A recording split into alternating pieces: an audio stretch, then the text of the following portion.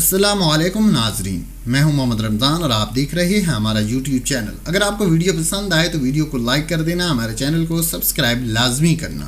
چلتے ہیں ویڈیو کی جانب۔ رات کے سناٹے میں مدینہ کی فضائیں لرزنے لگیں، دروازوں پر دستک ہونے لگی، بیواؤں کی آنکھوں میں خوف اترنے لگا۔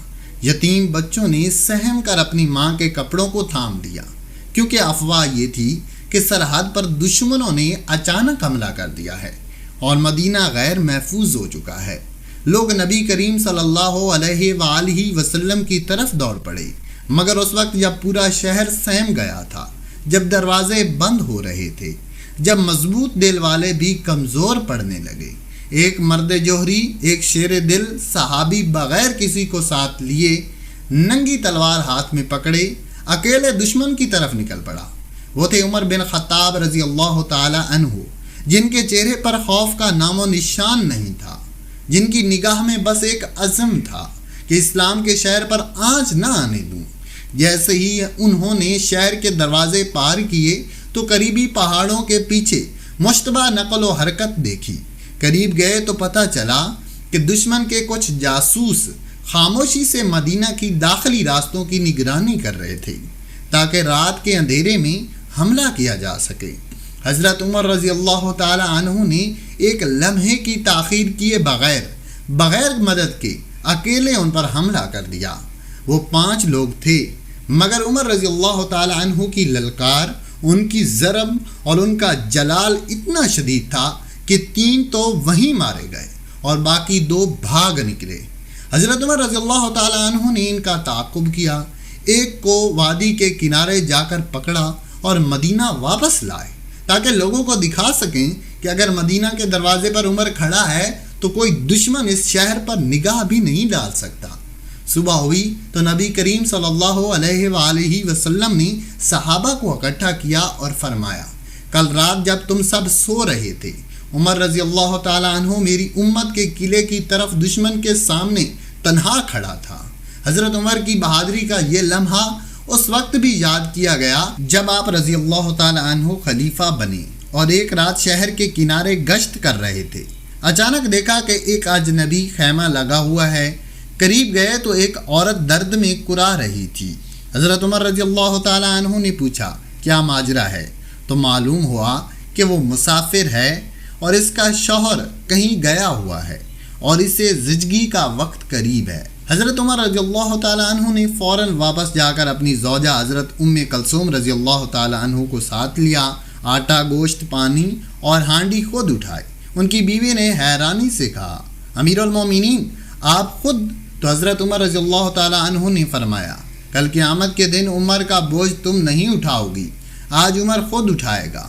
اس رات حضرت عمر خیمے کے باہر بیٹھے آگ جلا رہے تھے، ہانڈی میں کھانا پکا رہے تھے اور اندر حضرت ام کلثوم بچے کی پادائش میں مدد کر رہی تھی۔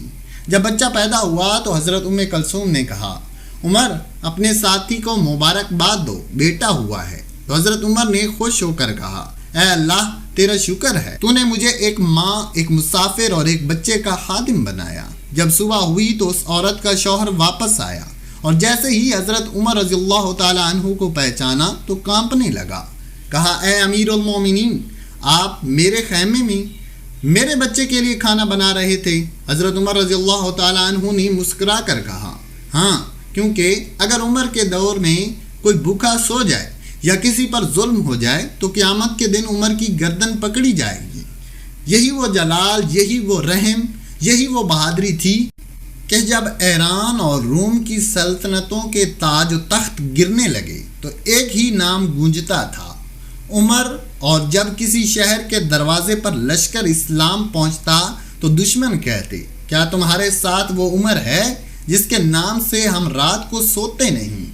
ایک اور واقعہ جنگ یرموک کا ہے، جب رومیوں کا لشکر 20 گنا زیادہ تھا اور حضرت عمر رضی اللہ تعالی عنہ مدینہ میں تھے، مگر خط پر خط لکھ کر فوج کو حوصلہ دے رہے تھے۔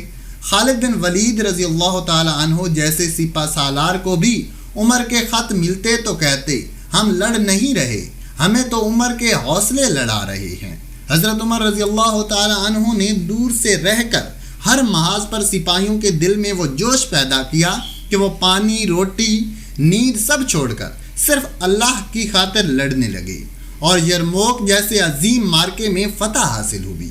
حضرت عمر رضی اللہ تعالیٰ عنہ صرف تلوار سے نہیں لڑے، ان کی سب سے بڑی بہادری یہ تھی کہ وہ خود کو ہمیشہ اللہ کا غلام سمجھتے تھے۔ جب ایک دن منبر پر خطبہ دے رہے تھے تو ایک عام شخص نے کہا، عمر اپنے کپڑے کا حساب دو، 2 کپڑے بیت المال سے دیے گئے، تم نے دوسرا کہاں سے لیا؟ حضرت عمر رضی اللہ تعالیٰ عنہ نے خطبہ روک دیا، بیٹے عبداللہ رضی اللہ تعالیٰ عنہ کو بلایا اور سب کے سامنے کہا، وضاحت دو۔ تو عبداللہ نے کہا، میں نے اپنا حصہ والد کو دے دیا تاکہ وہ مکمل قمیض پہن سکیں۔ حضرت عمر نے اس شخص کو دیکھا اور فرمایا، اب بتاؤ کیا عمر کا دامن صاف ہے؟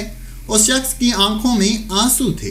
کہا، اے عمر، اللہ کی قسم تم زمین پر اللہ کی حاجت ہو۔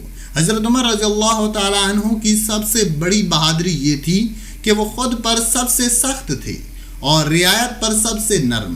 یہی وجہ ہے کہ ان کا نام سنتے ہی صحابہ کہتے تھے، عدل چاہیے تو عمر رضی اللہ تعالیٰ عنہ کے دروازے پر جاؤ، تلوار چاہیے تو عمر رضی اللہ تعالیٰ عنہ کی پیٹھ دیکھو، اور ایمان چاہیے تو عمر رضی اللہ تعالیٰ عنہ کا دل دیکھو۔ آج بھی اگر بہادری، عدل، خوف خدا اور انصاف کی مثال دینی ہو تو عمر کے بغیر تاریخ مکمل نہیں ہوتی۔ وہ عمر جس نے ظلم کے ایوانوں کو توڑا، حق کے چراغ جلائے اور اس امت کو دکھایا کہ ایک مرد مومن کی بہادری کیسے دنیا کی عظیم سلطنتوں کو ہلا سکتی ہے۔ امید کرتا ہوں آپ کو ہماری ویڈیو اچھی لگی ہوگی۔ اگر اچھی لگی ہے تو اس ویڈیو کو لائک کر دیں، ہمارے چینل کو سبسکرائب کر دیں اور بیل آئیکن پر کلک کر دیں، اور مزید ویڈیوز دیکھنے کے لیے اپنی رائے کا اظہار کامنٹ باکس میں ضرور کیا کریں۔ زندگی رہی تو نیکسٹ ویڈیو میں آپ سے ملاقات ہوگی۔ اللہ حافظ۔